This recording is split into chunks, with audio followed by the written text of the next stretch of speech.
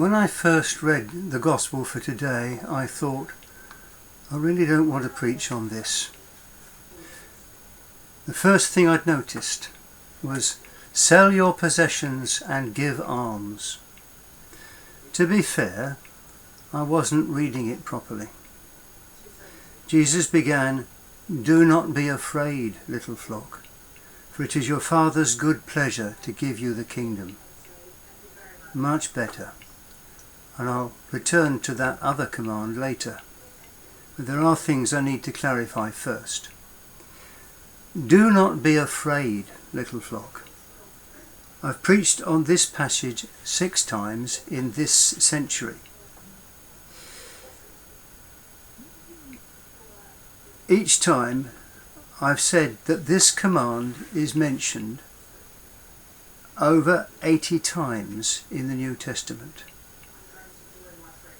In addition to that, we could add, do not be anxious or do not worry.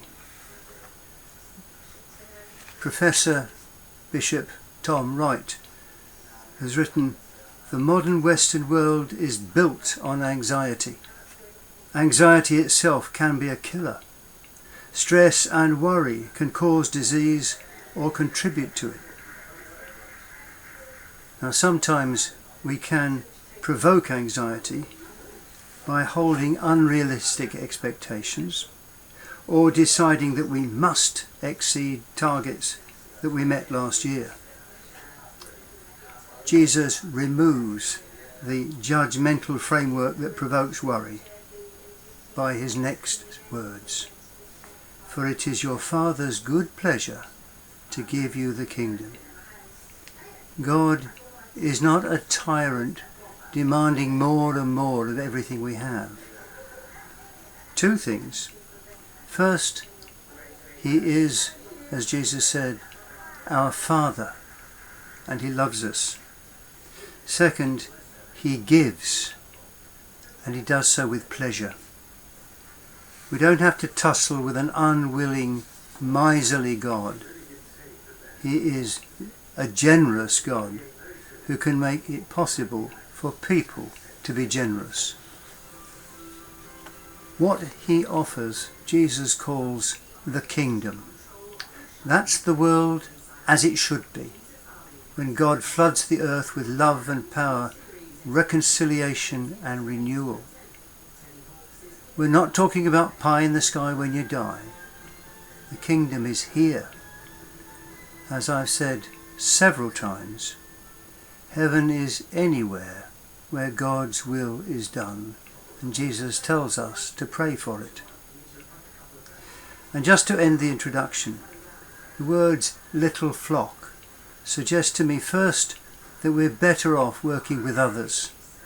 Herds and flocks stay safe by having many eyes open for danger and many animals with experience knowing what to do. Second, Jesus recognizes our vulnerability. It's the tiny, vulnerable church that Luke was writing for. So let's not get too downhearted when we see empty seats in the church. And that said, now we turn to that second verse. Sell your possessions and give alms. Can you hear the exasperated tones of John McEnroe over a disputed line call? Jesus was serious. He was talking to poor people who often had only one spare garment. The death or illness of the breadwinner would mean instant destitution. They didn't have much to sell anyway. But the main point here, remembering that do not be afraid command, is about what is most valuable to us. Last week's set gospel told the story of a man who had run out of room for his harvest.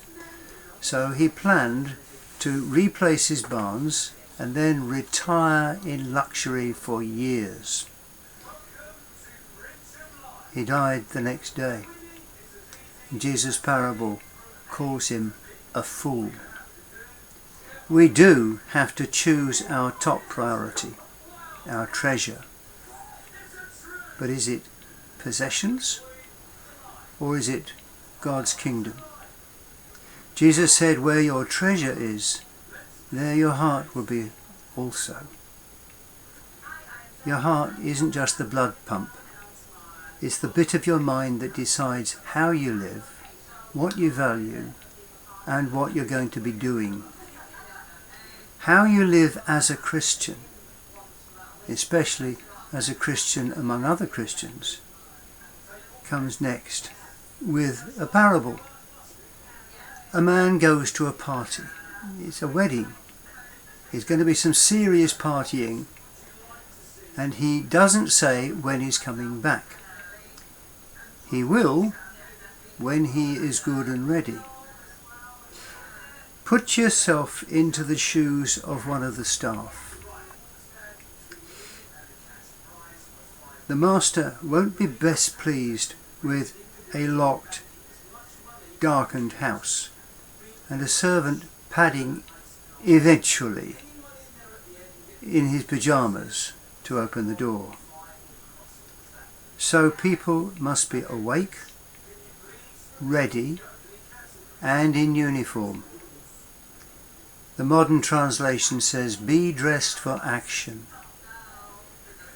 And that harks back to the book of Exodus, where Moses told people to kill a lamb, smear its blood on the lintel of their house, of their door, and then roast the lamb, because that's quicker than boiling, and eat it standing, dressed for travel. And that would involve, amongst other things, taking up your long robe and tucking it into your belt so that you could get away the moment Moses gave the word. In the parable, the master can come at any time. Midnight, 3 a.m, just before dawn. He comes when he is ready, and he expects somebody to be there to open the door. And the proper welcome results in the master's generosity. Some commentators suggest that this is about Jesus' second coming. I don't think so, because Jesus is on his way to Jerusalem to confront evil for the final time. He hasn't talked about the second coming yet.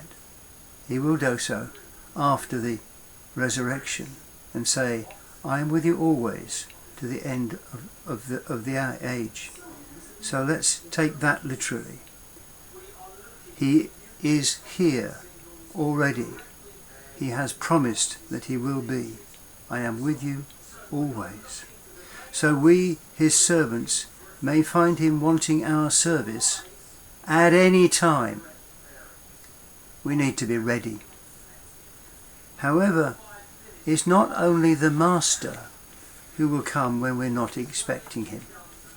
Temptation, that's the burglar in the next parable, comes in many forms at all sorts of times. So remember Jesus' comment on where your treasure is and where your heart is. When our treasure is God's kingdom, we need to make sure that we protect our part of it. Our sinful world thrives on anxiety and fear, on FOMO, fear of missing out.